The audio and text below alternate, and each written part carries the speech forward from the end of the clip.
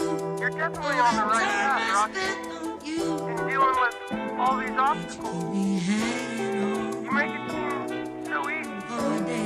How do you make it seem so easy? How do you do what you do? What is that thing about you, Rocky? This is and you are Under the Groove podcast. We're back as though we ever left to bring the people truth to power. The transition of Under the Groove is in full effect. Today, we have presenting for you guys two sisters, both of which are professionals in their fields of expertise. All right. Without further ado, let's welcome Sister Souljahdeniece Williams and Lasyke to this platform. These queens are here to drop jewels in the form of knowledge. So let's get into this. I want to start with my sister Souljahdeniece first. Let the people know who you are. Give them a brief rundown of what you've been involved in, and we'll take from there. Well, Denise Williams, I go by Soulja. I grew up on the streets of South Central Los Angeles. I was blessed to be able to take all of that aggressive behavior that I grew up in and learn to fight for my people. I grew up on 81st and Hoover. I lived on Manchester. I lived all around our community. I started this journey because there were cuts that were going to affect my own children. Okay. And so I was invited to a meeting. I lived in San Pedro. I was invited to a meeting one day, and I was at Toberman Settlement House. Toberman does a lot with the grid and with the gang intervention. And so Toberman trained me. They sent me all over as a public speaker. And I just realized that all of that passion I had for my community and my people just grew. And it was first focused on my children and us. Right. Then I saw your family. Gotcha. Okay, I'm gonna stop you there. I like to bring Lasyke in, let the people know who you are and what it is you do, or how you got into what you do. Briefly, please. My name is Karen, also known as Lasyke. I'm what you consider the ethnobotanist, where I bridge people and plants together through God. I also am from the west side of Los Angeles, out of the Brim area, 61st Street. I just wanted to put that in there so people will understand as I speak and I walk into my professionalism that I come from the same streets you come from, did the same things you did, went through the same problems and struggles, same type of friends, same type of men and all of that. So we're kind of equal out here, and the same things I can do, so can you. Appreciate that for both of you. I want to start. What I do recognize about both of you and what you've done, and I would like to call them careers. The community which I represent, we both represent Mothers of the Community. What is that? The table. Mothers of the Community was something started by Souljahdeniece Tate and the late Reginald Spike. And they asked me to begin organizing women from every set. Whether you was from Hoover, whether you was a Blood, you were Crip, you were Latino, whether you're a lawyer, just women, period. Okay. And so, and the goal was to uplift and reunify the Black community. Empower it. Empower it, absolutely. All right. So when that was formed, it never came to me to do a nonprofit.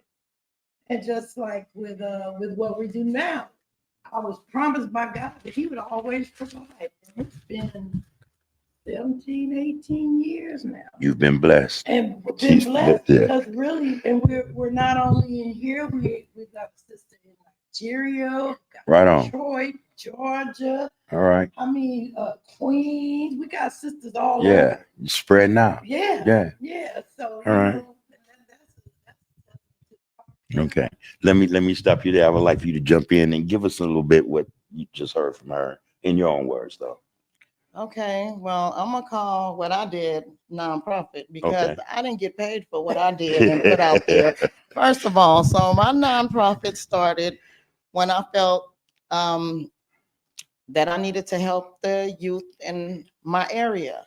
Mm-hmm. You know, I felt that it was better to have young sisters under me that was educated, working, had their own place and had their own cars and things of that nature. So preparing them to do that was what I was in my heart to do with them. And that was when I would take them to job interviews, help them with resumes, pick them up and drop them off, school and work, there for them, emotional support, you know, whatever it is they needed, somewhere to sleep, I was right there. Some of them had keys to my car. Some of them had all access to me.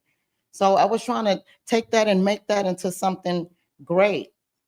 But then there was something I was missing, you know. But again, the nonprofit, it was that. I went into, as well as on the weekends, just getting jumpers, doing paint, taking people in the area. I had moved on the east side and I'd hooked up with a neighbor across the street. And every weekend we'll get the jumpers and paints and gather up all the kids and feed them and do a little arts and craft with them, you know, things of that nature as well. I also, sisters and brothers that was going through issues with the Department of Family and Children's Services, I advocate against those people. I have a special sin within that to show mothers how to wig up out of that and get up out of that from the door. So I helped in that area too, as well as some of the little homies, their parents, court cases, being supportive with them and going with them and helping them, trying to be there.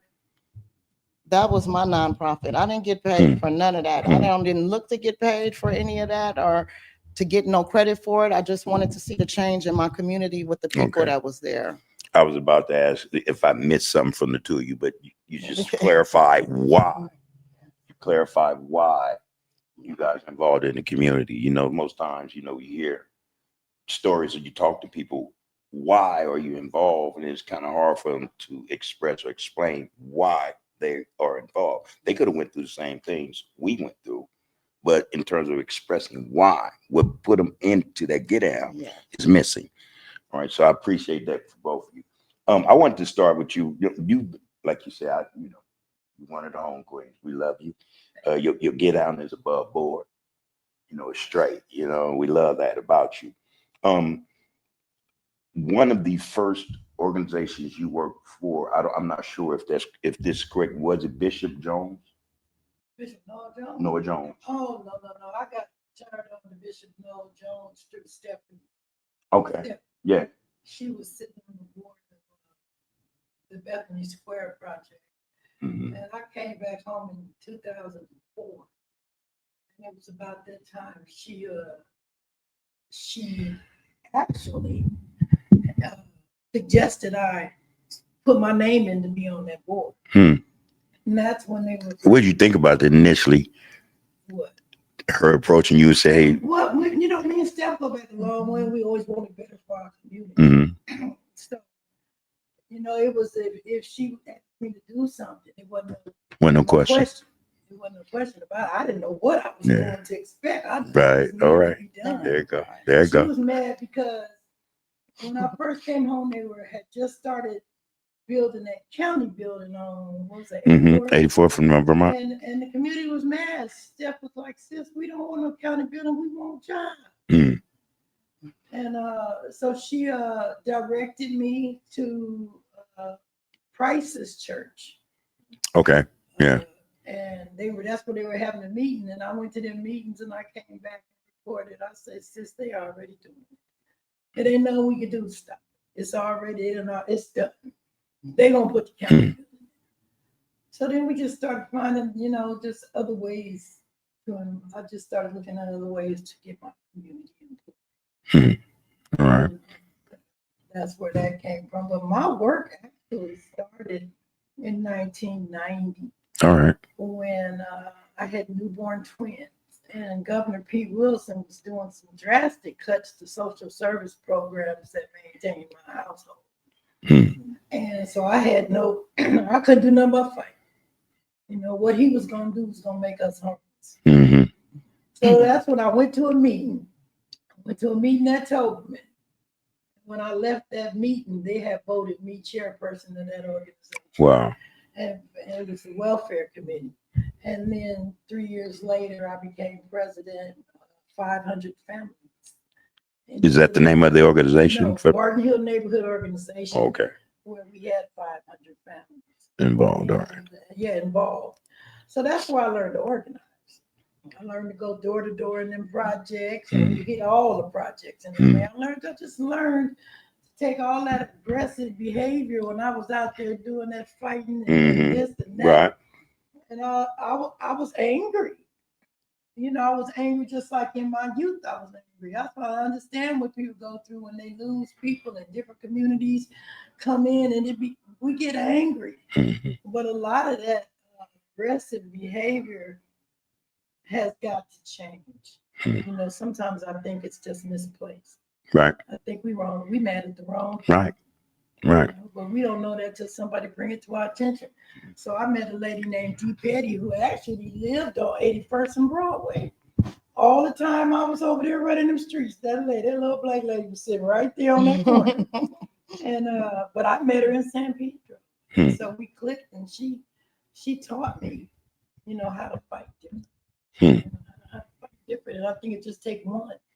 It just take one person to change. That's why I stay trying to work with these kids and these women and these mothers, because it only take one person to set that light bulb off in your head. That's right. That's right. Spark one mind. You got it. You're in. So I wanted to ask you, Lasyke, about your transformation, this journey that you're on, and how are you different now as opposed to when you first started? Now I put myself first. Before, I put everybody else before me. What was the lesson that brought you to that? The lesson that brought me to all of this is that in the beginning, when I started, I was told I was a Black revolutionary, independent, militant sister. Okay. Then I was told that I was a woman first above all things. Turned out that was not true. And then things started changing over time. Like it was people getting hurt, pregnant, and, you know, certain things just didn't line up with what I grew up with as standards of being a woman first. And I just couldn't never get that position of being a woman in the choices that I made. And this is where I was having a struggle with my neighborhood and me, because it was preventing me from being a woman first. When I was told I was a woman first before even boarding on to the game, that in all things you make a choice as a woman first. That didn't happen. So again, I have to put myself first. And once I began to put myself first, I found all the clues, not only in me, in everyone else. And now I can understand why everything happened the way that it happened. And I can understand why I don't even look back at that way anymore. But although as I speak, you'll hear me going back and forth because I got to bridge the past and the future in the middle to where, because both play a big role in my life right now, because without, I wouldn't be able to see who I was to be what I am right now. So it's not all bad over there, but it's just preventing me from being a better person within myself or helping other people to be a better person within themselves. Because at that time I was trying to help another person be better. And I couldn't do that. If I'm trying to get the little homegirls to go to school and take care of their kids first and then come outside and y'all disciplining them for not hanging out, it was not working out for me, you know. And I just stepped back, because then it became more and more problems. Although I'm standing up for what's right, what's being a woman and pushing what's a woman and what I was taught from the beginning. But again, my transition to this showed me and let me know too that people problems is within. It's within. But as I did everything that I did while I was over there in the world, in the hood, and all the gang banging, all the woo, wah, wah, wah, I was searching for big sister figures and mother figures, because I knew that the fact that we had the impact over these youths, that if we can get them on a oneness, that we can make something better happen in the area. And I could not find that in my section. Mm. I did not up till today. I could not find that in my section. As I was doing my intervention in my hardcore intervention, I met Mother Soldier, Big Mag out of the 50s, and China up out of the 30s. About 16 years ago, I met them sisters in a gang intervention, PCITI. Mm. And I found in those three ladies what I've been looking for my whole life in my section that I could not get. And them ladies been with me. They've helped me. They've supported me, vice versa, and have never let me go. And I just want to thank them for that. I love them so much. But I've always been open to others, you know, and more in the hood was more closed in, but it was still messed up. I had to get away from that. We wanted some results. It wasn't getting no results. Now it's beyond where we can get any results now. It's like impossible right now to get it. So I'll leave that for the specialists of that to deal with that. And I'm going to work on, and what I'm doing now, which we'll get into it with, is what's going on inside of these people. And starting with me, because I had mental issues and bad marriages and kids not listening and giving my mother a headache, my brothers going back and forth to jail. You know, it's just one thing after another, after another, after another, after another. And at the same time, feeding myself to die. And once I figured that out, that was my transition. Because once I started cleaning all that out, now I got who I am now. And I'm bringing that to everybody else now. Because the only way we're going to fight is to go within. The fight is inside. Our problems is inside. We can do everything we can do outside. We can make it all look good, all we want. But if it's molded inside, if it's corroded, anything is going on inside, that outside stuff don't even matter. Just hearing you speak, it just dawned on me that this is the first time we get a woman's perspective on the show. I feel honored. I promise you. This is the first time on this podcast. Thank God. So, Joe, man. But yeah, you actually play a role in this and you don't even know it.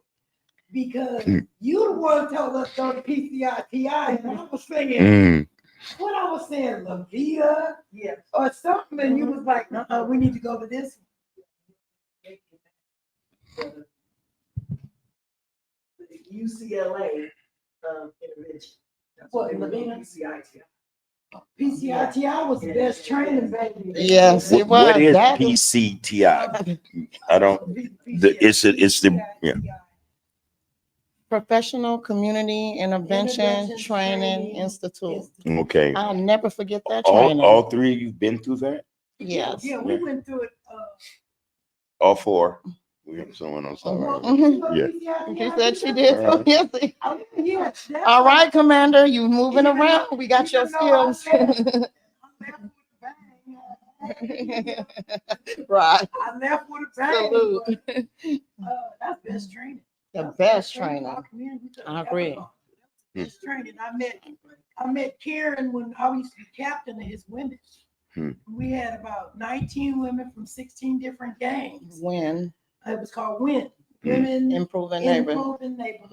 And so I was her captain.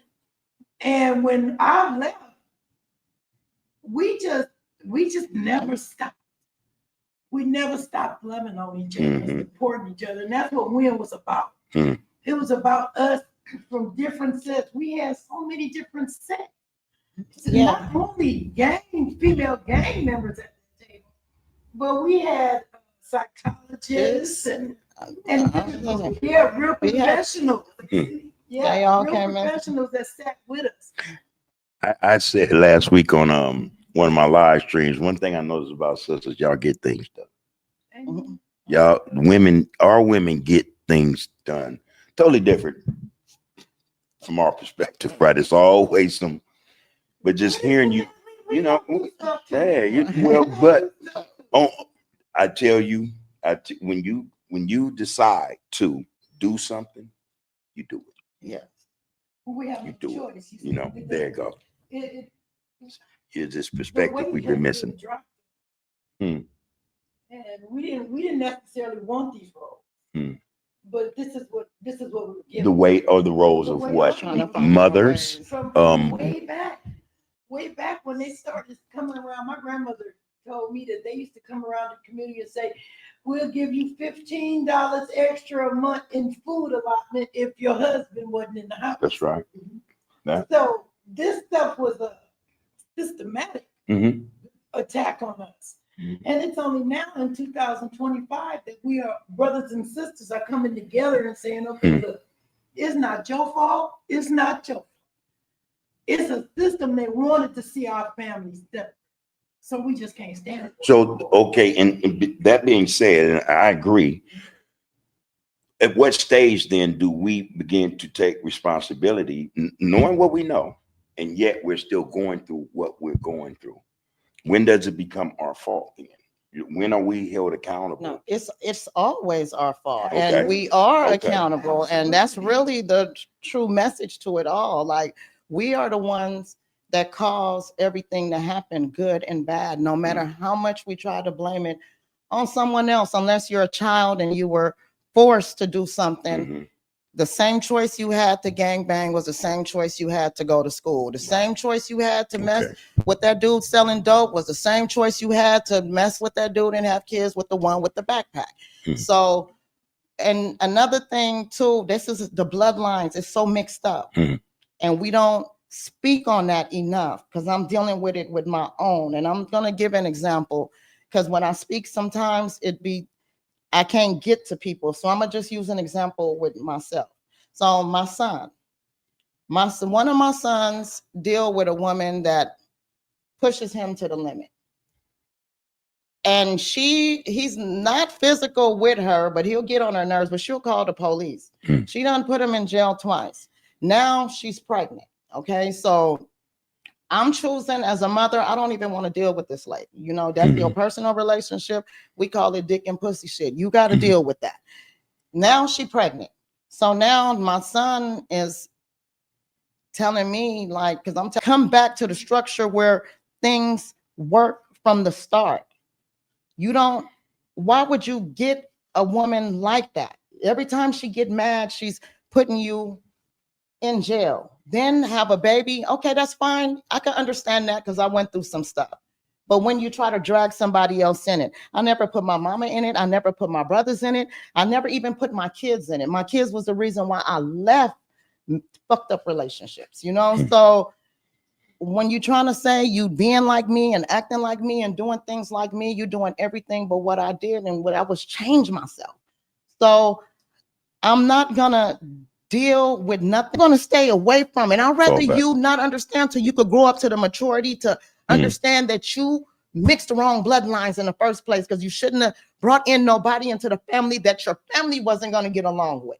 So things that we don't look at that we should be looking at. And then this is where people try to condone certain stuff, and baby mamas and baby daddies feel the need to be around when you shouldn't be around. If it's over, it's over. Like, I don't even too much care for co-parenting, because if we couldn't do it together, how in the hell we gonna do it apart? But that's just me. Okay, so some things work with some people. Some people do have a good connection, and just later on find out things just don't work out, and can still manage with the bloodlines without no problems. That's still a collaborating bloodline. I'm talking about the ones with the rounding up and cousin fighting over here and the brother in your business and the kids all in the grown up. That is not, you cannot tell me that God put that together. Please do. First told me, I was like, you know, people know me, know Pookie love the kids. I said, the baby. And then she broke it down to me in a way that I had to salute her, because she pushing a hard line, but she pushing a real line. So I hope people listening to this. Yeah, because here's the thing about it. This way she raised her family. This is her bloodline. This is these other people's bloodline. They full of chaos, drama, dope. They want to fight calling men that, I don't believe in disrespecting men. Mm-hmm. I don't believe that a woman should raise her voice at a man. Now I probably got something. And conversely. I probably got a screw in my past that's gonna see this and be like, I can't. But you know, that's something about. I'm just gonna bring the tables in because we both represent the table. But the women at the table, we push a hard line. I just say y'all get it's a things done. hard line when you gonna say to your child, you can't bring that because it's gonna disrupt everything that we got going. Hello. And then those of us who come from the street, we come from the slapper. Hello. Hello. And we've come so far that we don't want to go back. So I really gotta commend my baby because she pushes a hard line, and she's not going back. I can dig it. And then from a guy's perspective, like I said, these are jewels, people. This is all wisdom and knowledge being dropped in on a natural scale. I get it. I get it. All right. Yeah. I'm trying to be where I am, and I recognize when something ain't right. I'm gonna push a line. I'm gonna push a line. You gotta stop being afraid to stand up. Hey. We go through, we see so much going on in our family. Hello.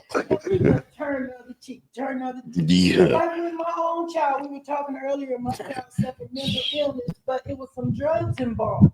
Now I could have just, he doing drugs. They didn't know. I could have just went along with what normal people do. Just let them go on out there and do what they do. But we can't do that. Can't do it. You want to cut that. I can't say that because my Okay, don't trip. I got you. I want to I don't want to hurt. No, that's fine. Yeah, I got you. So I wanted to get in this thing, the PCITI. I wanted to touch bases on that. I want to ask you. Let's talk about that. The training, I take it, had to be phenomenal. Here you are. And then there are 4 women in this room who's been through the same course. And for whatever reason, I have this thought that whatever y'all learn, y'all push, it's still with you. Oh yeah, it's still with us. It has the goods and it has the goods and it has the bads. So what I really liked about the program is that, for one, it's done at the first Black fire station in California. Where? The Centurion Fire Department on Vernon and Normandy. That and brother had us on the beeline. Vernon and Normandy. Never heard of that. Taking classes. Now, oh wow, these training we took were based upon the first responders and police and fire department protocols. So we were learned different fighting ambush techniques. Like if we go in places and it's an ambush, we were taught 7 different styles of how to preserve your life, because it's preservation of life first. So we did everything, walked it out, did scenarios. We had to stand up, we had to say it, all of that. Everything was good. The only flaw that I had with that is that the leaders that I felt that could have made a change in the community and the communities that we were reaching were overlooked.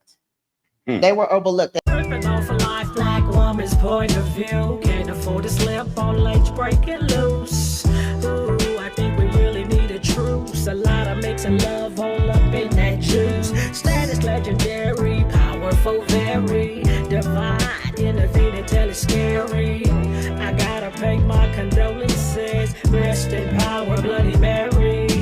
Flowing through my veins, cycle of pain. Confident with all intent, but not vain. We gotta make a change. Hard to survive if things remain the same.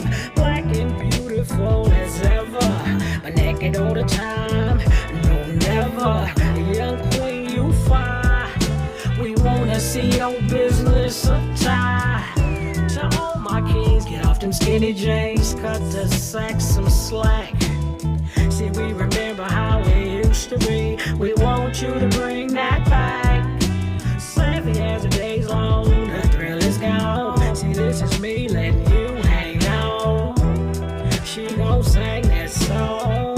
Rock's flexing her strong. Music Music is my method, never neglected, but I use it to relax when it's hectic. Flexing her vibe, heart full of love and it's all the way live. Rocks don't keep it righteous and keep it true. It's not what they say, only what they do. Roxy the Duchess, you see that Roxy the Duchess.